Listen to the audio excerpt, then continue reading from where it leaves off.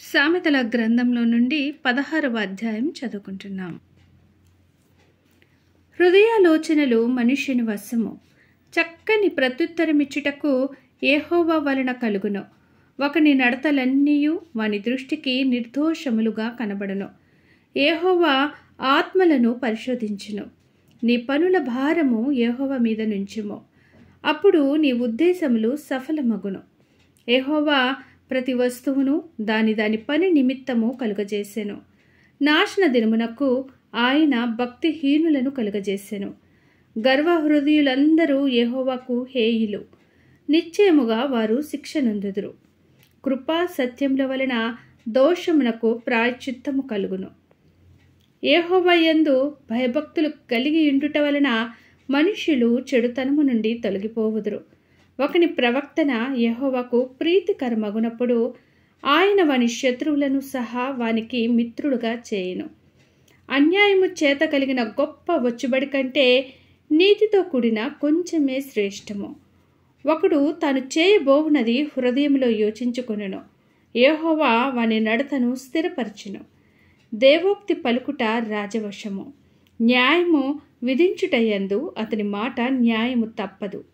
న్యాయమైన త్రాసును తూనిక రాళ్లును యెహోవా యొక్క ఏర్పాటులో, సంచిలోని గుడ్లన్నీయు ఆయన నియమించెను. రాజులు దృష్టక్రియలు చేయుట హేయమైనది. నీతి వలన సింహాసనము స్థిరపరచబడును. నీతిగల పెదవులు రాజులకు సంతోషకరములు, యథార్థవాదులు వారికి ప్రియులు. రాజు క్రోధము మరణదూత, జ్ఞాని అయిన వాడు ఆ క్రోధమును శాంతిపరచును. రాజుల ముఖ ప్రకాశము వలన జీవము కలుగును, వారి కటాక్షము కడవరి వాన మబ్బు. అపరంజిని సంపాదించుట కంటే జ్ఞానమును సంపాదించుట ఎంతో శ్రేష్టము. వెండిని సంపాదించుట కంటే తెలివిని సంపాదించుట ఎంతో మేలు. చెడుతనము విడిచి నడుచుటయే యథార్థవంతులకు రాజమార్గము. తన ప్రవక్తన కనిపెట్టువాడు తన ప్రాణమును కాపాడుకొనును. నాశనమునకు ముందు గర్వము నడుచును, పడిపోవుటకు ముందు అహంకారమైన మనస్సు నడుచును. గర్విష్ఠులతో దోపుడు సొమ్ము పంచుకొనుట కంటే దీన మనస్సు కలిగి దీనులతో పొత్తు చేయుట మేలు. ఉపదేశమునకు చెవియొగ్గువాడు మేలునందును, యెహోవాను ఆశ్రయించువాడు ధన్యుడు. జ్ఞాన హృదయుడు వివేకి అనబడును. రుచిగల మాటలు పలుకుట వలన విద్య ఎక్కువగును. తెలివిగల వానికి వాని తెలివి జీవపు ఊట, మూఢులకు వారి మౌఢత్వమే శిక్ష. జ్ఞానిని హృదయము వాని నోటికి తెలివి కలిగించును, వాని పెదవులకు విద్య విస్తరింపజేయును. ఇంపైన మాటలు తేనె పట్టు వంటివి, అవి ప్రాణమునకు మధురమైనవి, ఎముకలకు ఆరోగ్యకరమైనవి. ఒకటి మార్గము వాని దృష్టికి యథార్థంగా కనబడును, అయినను తుదకు అది మరణమునకు చేరును. కష్టము చేయువని ఆకలి వాని కొరకు వాని చేత కష్టము చేయించును, వాని కడుపు వానిని తొందర పెట్టును. పనికి మాలినవాడు కీడును త్రవ్వి పైకెత్తును, వాని పెదవుల మీద అగ్ని మండుచున్నట్టున్నది. మూఢుడు కలహము పుట్టించును, కొండెగాడు మిత్రభేదము చేయును. బలత్కారి తన పొరుగు వానిని లాలన చేయును, కాని మార్గంలో వాని నడిపించును. కృత్రిమములు కల్పింపవలనని కన్నులు మూసుకొని తన పెదవులు బెగబట్టువాడే కీడు పుట్టించువాడు. కృత్రిమములు కల్పింపవలనని కన్నులు మూసుకొని తన పెదవులు బెగబట్టువాడే కీడు పుట్టించువాడు. నెరసిన వెంట్రుకలు సొగసైన కిరీటము, అవి నీతి ప్రవక్తన గలవానికి కలిగియుండును. పరాక్రమశాలి కంటే దీర్ఘశాంతము గలవాడు శ్రేష్ఠుడు. పట్టణము పట్టుకొనువాని కంటే తన మనస్సును స్వాధీనపరుచుకొనువాడు శ్రేష్ఠుడు. చీట్లు వడిలో వేయబడును, వాటి వలన తీర్పు యెహోవా వశము. దేవుడు ఈ చిన్న వాక్యమును దీవించునుగాక. ఆమేన్. సామెతల గ్రంథంలో నుండి 17వ అధ్యాయం చదువుకుంటున్నాం. రుచి అయిన భోజన పదార్థములున్నను కలహముతో కూడియుండిన ఇంట నుంటుట కంటే నెమ్మది కలిగి ఉండి వట్టి రొట్టె ముక్క తినుట మేలు. బుద్ధిగల దాసుడు సిగ్గు తెచ్చు కుమారుని మీద ఏలుబడి చేయును. అన్నదమ్ములతో పాటు వాడు ప్రత్యార్జితము పంచుకొనును. వెండికి మూస తగినది, బంగారునకు కొలిమి తగినది. హృదయ పరిశోధకుడు యెహోవాయే. చెడు నడవడి గలవాడు దోషపు మాటలు వినును. నాలుక హానికరమైన మాటలు పలుకుచుండగా అబద్ధికుడు చెవియొగ్గును. బీదలను వెక్కరించువాడు వాని సృష్టికర్తను నిందించువాడు. ఆపదను చూచి సంతోషించువాడు నిర్దోషిగా ఎంచబడడు. కుమారుల కుమారులు వృద్ధులకు కిరీటము, తండ్రులే కుమారులకు అలంకారము. అహంకారముగా మాటలడుట బుద్ధిలేని వానికి తగదు.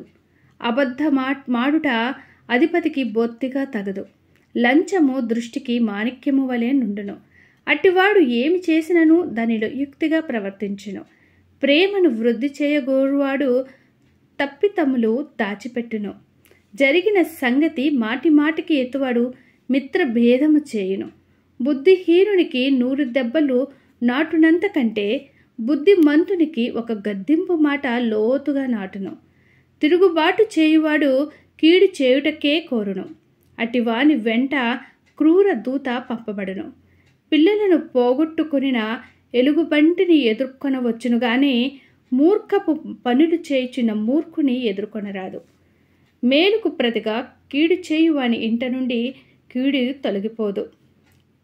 కలహారంభము నీటి గట్టున పుట్టు ఊట. వివాదము అధికము కాకమునిపే దాన్ని విడిచిపెట్టుమో. దృష్టులు నిర్దోషులని తీర్పు తీర్చువాడు, నీతిమంతులు దోషులని తీర్పు తీర్చువాడు. వీరిద్దరును యెహోవాకు హేయులు. బుద్ధిహీనుని చేతిలో జ్ఞానము సంపాదించుటకు సొమ్ముండనేలా? వానికి బుద్ధి లేదు కదా. నిజమైన స్నేహితుడు విడువక ప్రేమించును. దుర్దశలో అటివాడు సహోదరుడుగా నుండును. తన పొరుగు వానికి జామీను ఉండి పూటపడువాడు తెలివి మాలినవాడు. కలహప్రియుడు దుర్మార్గప్రియుడు. తన వాకిండ్లు ఎత్తు చేయువాడు నాశనము వెదుకువాడు. కుటిల వర్తనుడు మేలు పొందడు. మూర్ఖంగా మాట్లాడువాడు కీడులో పడును. బుద్ధిహీనుని కనినవానికి వ్యసనము కలుగును. తెలివిలేని వాని తండ్రికి సంతోషము లేదు. సంతోషము గల మనస్సు ఆరోగ్య కారణము. నలిగిన మనస్సు ఎముకలను ఎండిపోజేయును. న్యాయ విధులను చెరుపుటకై దృష్టుడు ఒడిలో నుండి లంచము పుచ్చుకొనును. జ్ఞానము వివేకము గలవాని ఎదుటనే ఉన్నది. బుద్ధిహీనుని కన్నులు బూది గంతములలో ఉండును. బుద్ధిహీనుడగు కుమారుడు తన తండ్రికి దుఃఖము తెచ్చును. తన్ను కనిన దానికి అట్టివాడు బాధ కలుగజేయును. నీతి మంతులను దండించుట న్యాయము కాదు. అది వారి యథార్థతను బట్టి మంచివారిని హతము చేయుటే. మితముగా మాట్లాడువాడు తెలివి గలవాడు. శాంత గుణము గలవాడు వివేకము గలవాడు. ఒకడు మూఢుడైనను మౌనముగా నుండిన ఎడల జ్ఞాని అని ఎంచబడును. అటివాడు పెదవును మూసుకొనగా వాడు వివేకి అని ఎంచబడును. దేవుడి చిన్ని వాక్యమును దీవించునుగాక. ఆమేన్. సామెతల గ్రంథముల నుండి 18వ అధ్యాయం చదువుకుంటున్నాం. వేరుండగోరువాడు స్వేచ్ఛానుసారంగా నడుచువాడు. అటివాడు లెస్సైన జ్ఞానమునకు విరోధి. బుద్ధిహీనుడు వివేచనయందు సంతోషింపక తన అభిప్రాయములను బయలుపరచుటయందు సంతోషించును. భక్తిహీనుడు రాగానే తిరస్కారము వచ్చును. అవమానము రాగానే నింద వచ్చును. మనుషుని నోటి మాటలు లోతు నీటి వంటివి. అవి నది ప్రవాహము వంటివి, జ్ఞానపు ఊట వంటివి.